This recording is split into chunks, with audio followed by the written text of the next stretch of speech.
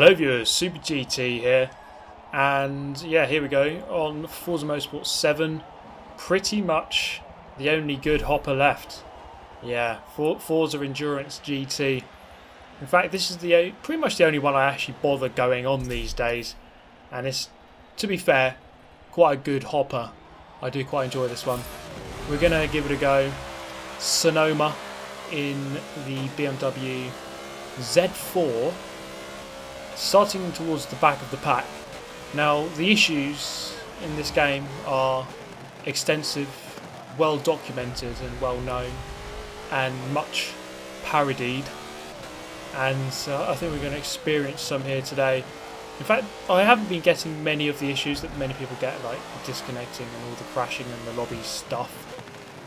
But here we're going to get you can see the Aston Martin, they're kind of pushing me narrow, couldn't see me, and this guy here in the BMW, again, just can't see me, and he's just going to push me onto the grass. Not really his fault if he can't see me, it's the game's fault. So there is an issue here. Now I'm essentially going to have to try to race without, well, I don't know, kind of avoiding contact, which is impossible really. You see there, I've only got until about 70 seconds into the race and I've already been spun around. So this race just really didn't go well at all. I did manage to recover a 5th in a slight battle for 3rd. You can see it was actually very close. Now this is the thing about this division, is that a lot of the cars are very closely matched. You see 3 different cars here, and we're going to finish the race within a few seconds of each other. So we're going to move to what might be one of my very best races on Forza of all time. It's certainly up there. This time I'm driving another BMW, but it's the M3 GT2 around Bernese Alps. Now this is actually quite a good configuration of Bernese Alps. I don't normally like the full configurations. This is one of the shorter ones, but it's probably the better one, if I am honest. So starting 3rd, up into 2nd, past the other M3 GT2. Now this is where this configuration differs. So we're going to go to the right here. This is the shorter configuration, and in my opinion the best Bernese Alps. I'm normally not a massive fan of the Bernese Alps in this hopper, but let's see how this one goes.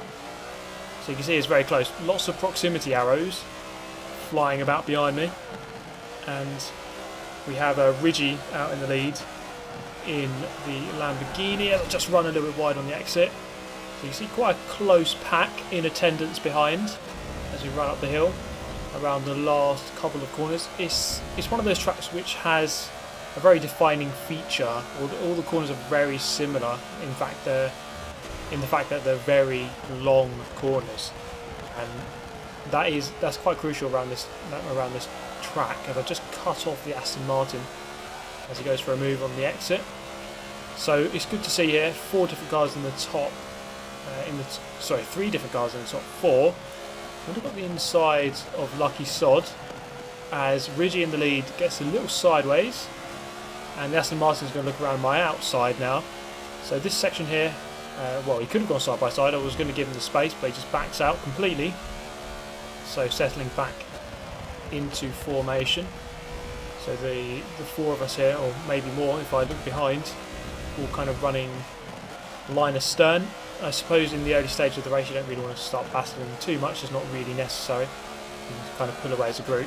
So Rigi now, despite getting an early lead, looks as though Lucky Sod is already going to try to start attacking him, taking the lead.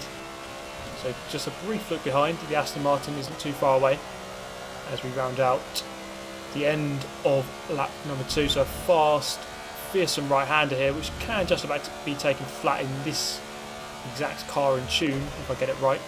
And I go flying in here. You see how much I gain on the brakes. In fact, going into the back of Lucky Sod, I don't think it really affected him too much, luckily. And coming out of the corner, very close now, the battle. And I was going to go up the inside of Lucky Sod. I think he backs right out, so he's going to give me an easy 2nd place. So back up into 2nd place. Rigi has had it fairly easy so far, but we're going to start attacking him. In fact, we're queuing up here to try to get past around the long turn 1 into the S's. Normally a single file kind of area. It is possible to go 2 by 2 if you're careful. So right into that braking point, running out very wide on the entry, and Ridgey's going to go very wide. We're going to go 2x2 through this section, and into the left hand is going to keep his position. Is he a bit of contact? While we both keep control of our respective machines. The Aston Martin now is looking to get in on the action. Bit of contact, 3 abreast momentarily. Lucky Sod is through. Brilliant racing between the 4 of us, very close. You can see here maybe, well, less than 100 feet or so separating the 4 of us, or 200 feet, as it now spreads out towards the end of the lap. So the final corner coming up, preferring to go for that really late deep line, and again making contact with the back of Lucky Sod, but luckily again his car seemingly not affected. He's going to bad out early, so he's decided that he's had enough of queuing up behind. Although Ridgey isn't slow, it's just that maybe if someone's just, let's say, 2 tenths slower than you, you're still going to be losing time. So Lucky Sod opting for a different strategy here. So we're going to have to bear him in mind. He's going to come into play later on in the race, of course, once we've had our pit stop. So of course we can't really afford to battle too much, otherwise we're all going to lose out to Lucky Sod, and he might actually turn out to be a Lucky Sod should we start battling. So the tune here by F4H Super GT, of course, but around this track, I'm not sure it's the best track for this car, because again, because of the very long corners, it is very stable, but it might not perhaps steer around these long corners as well as you might like. It is doing the job just about well enough. You see, this wasn't a good lap. Myself and the Aston Martin got into a bit of a skirmish, and I suppose there's not too much reason to fight over second this early. So we might as well both try to catch back up with Ridgey, then both fight first. So you see that deep line doesn't leave you vulnerable to attack on the exit or halfway through the corner, but I just about get the run. I think I am faster than the Aston Martin. The Aston Martin is normally, or one of the very best handling cars in the GT division, so he will be very good around the corners, maybe lacking a little bit on the straights.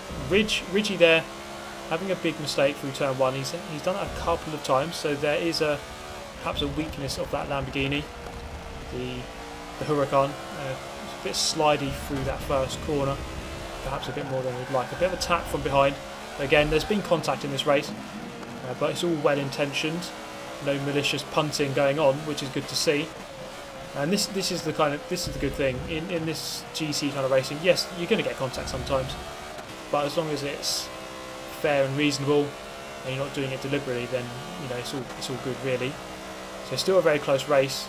I did spot that we had TUS Grizzly now coming into the action in 4th place. We had a momentary look behind. He's driving the Porsche RSR with a mostly white livery. I go in for a lunge from about 2 miles back, and I think Ridgey got spooked by the proximity area. He just completely bailed out. I was expecting him just to kind of turn across me, as he probably should have done, to keep the position, and I think I would have had to bail out, but he was the one who bailed out instead. So around the outside, very close, Ridgey coming back through turn 1 into the S's. He's kind of just disappeared. I think there was contact. We're going to take a quick look at that again just to see exactly what happened. So here's Ridgey's point of view coming through turn 1. That's me on the outside in the BMW. Very close racing indeed. The Aston Martin's just going to appear on his right hand side. And just going in, you see they just collide as we're momentarily 3 abreast. So couldn't quite decide our lines for that section. So those two guys briefly make contact. This is really going to bring in Grizzly now into play. He's kind of come out of nowhere.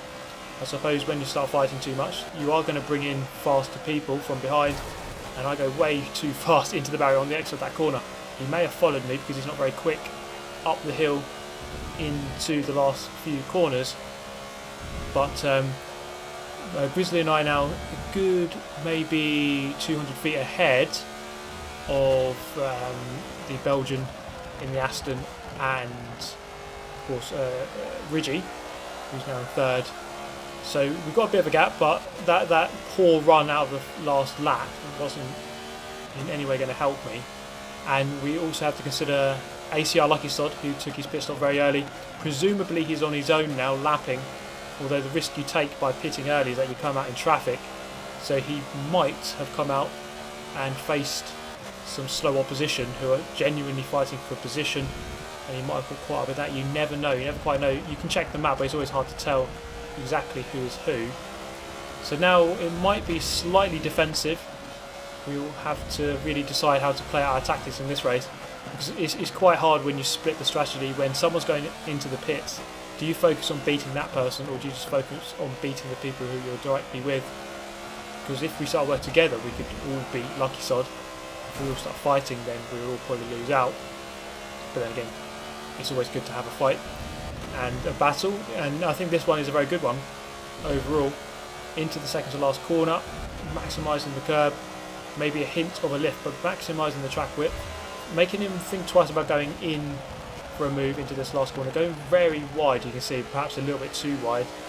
The proximity arrow glowing slightly darker orange, but it's not enough. Ridgy there just hanging in the distance, not too far away, just ready to pounce should anything untoward happen. We're now on lap 8, so halfway through this lap we have done half of the race.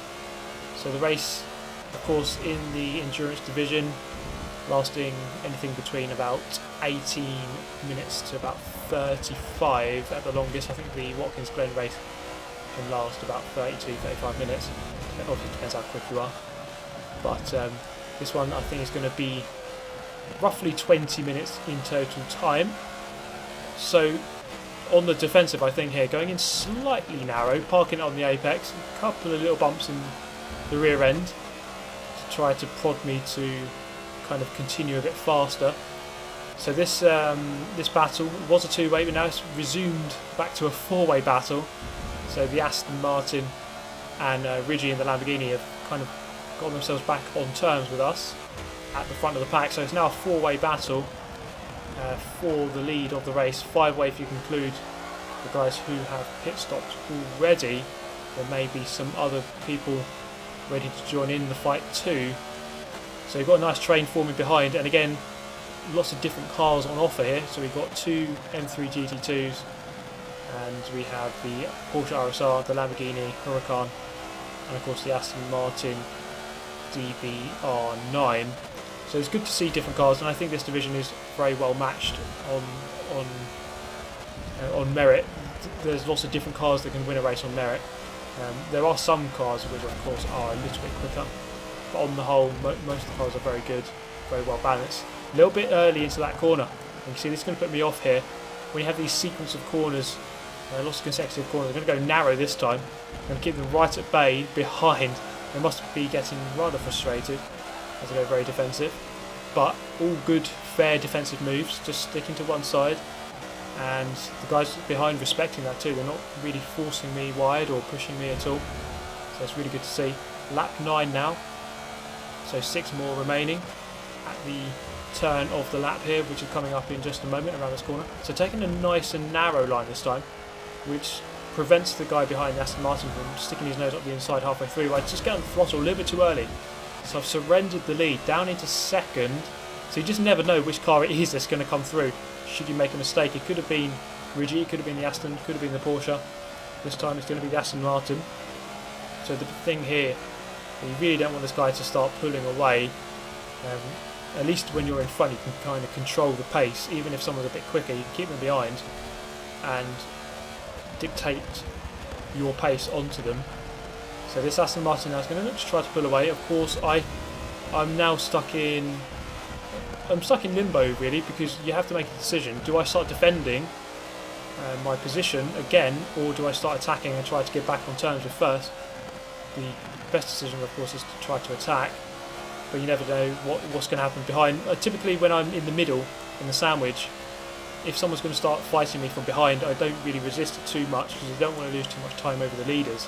So you do have to be quite clever with who you fight and when you fight them. But this kind of turned out okay here. Back into the lead, the Aston Martin making a couple of mistakes. Ridgy's going to look to try to get past him now. So I'm going to take this slightly tuned, perfected line through this final corner, which prevents them from going up the inside. And this time I'm not going to get on the throttle too early, getting on it exactly at the right moment. And I sense there, yes, Ridgy going through into second. So plenty of overtaking changes, really good here. It's not as if we're just running in a train and winding down the lap. So we are genuinely overtaking and try to get the best position possible. So the Aston Martin back through into second. So again, another position change for second.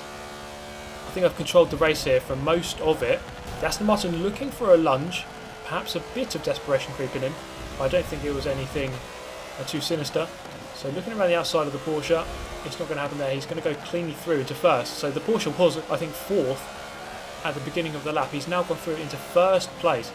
So quite a staggering lap for him, gaining 3, although it's still not over yet. So just running out wide, giving the Aston Martin a car whip on the exit as we run up the hill over the crest. Now Ridgey's going to try to get through on the action. He's up my inside, and I've gone through. He's gone through, and I'm down into fourth. So I started the lap first, ended at fourth. The Porsche's had the exact reverse, and looking into the final corner, going to try to get that cut back. A good final exit, and the Aston Martin actually peels off to the right hand side. He's going to go into the pit lane. So I'm going to reclaim third. We've got some back markers here.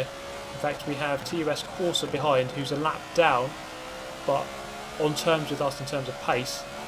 So he might pose some sort of threat. I don't think he's going to start overtaking us though. You never quite know. This Chevrolet is going to bail out to the right hand side, which is good to see. Unfortunately for me, he was just about on the racing lines as I was heading into that corner. But still, good intentions from that back marker.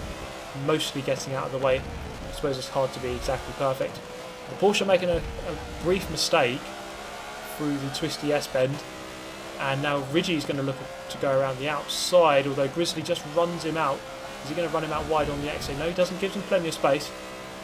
Perhaps a little bit too much respect and space given there, and he could have perhaps run him out a little bit wider.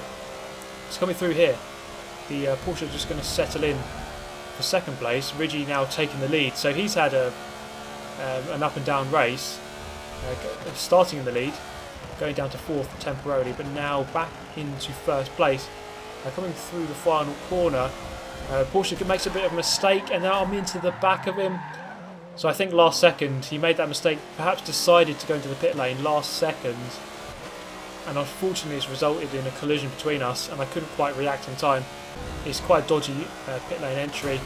Now I was considering waiting for him and letting go, but I think he had damage, so I just decided to carry on, and luckily I didn't get any damage at all. So I'm going to come into the pit lane at the end of this lap. It's the end of 13, 2 laps left to go, and we had a car hitting the pit lane entry there.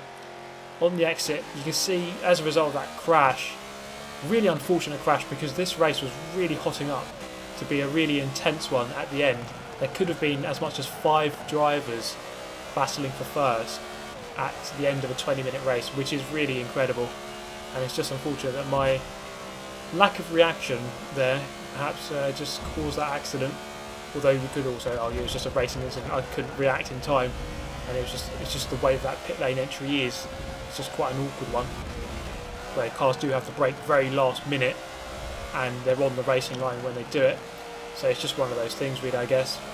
But still, really good racing from all the guys here, and it's still not over. This Corvette is going to try to take 5th place off of me, so I can still try and claim something here. We still have a lap left to go, but I'm going to skip forward here to the battle for the lead. So this is the Aston Martin. We're going to ride on board with the Belgian for the final lap. So this is lap 15 of 15. You can see in the lead up ahead, it's Lucky Sod up against Ridgey. They're going side by side through the S's. So Lucky Sod's obviously had the split strategy. He went into the pits early, but now coming out and into a direct fight with Ridgey for the race win on the final lap. The Corvette doing well to get right out of the way. I'm spotting a lot of competence in this race. Back markers getting out of the way, clean racing from the start to the end, and a Super GT Ram of all things. So plenty of positives to take from this race, I think. So up the hill for the final time, it seems that Ridgey is just about taking the lead. They spent pretty much half the lap side by side, but Lucky Sod here is perhaps going to have to settle for second unless he can go for some sort of kamikaze lunge into the final corner. He is going to look up the inside, but Ridgey's got it all under control. and he's going to come around the final corner to win the race, which was honestly an absolutely amazing race. 3 cars here crossing within a second, and had I not made contact with the Porsche, then us 2 would have been there, so it would have been 5 cars crossing the line. So even though it was a bit of an anticlimax in terms of my race, it was a very good race overall, and it was good battle for the race win between Ridgy and Lucky Sod. There are the race results. You can see there the top 9 or 10 cars all within pretty much a second of each other. That's really good to see. In fact, it was the Aston Martin which was the fastest car, but he finished 3rd in the end. So interesting result for a very good race. I do hope you enjoyed this one, guys. Do let me know your thoughts, and obviously subscribe if you'd like to see more. I hope to see you in the next one. Thank you very much for watching. Goodbye.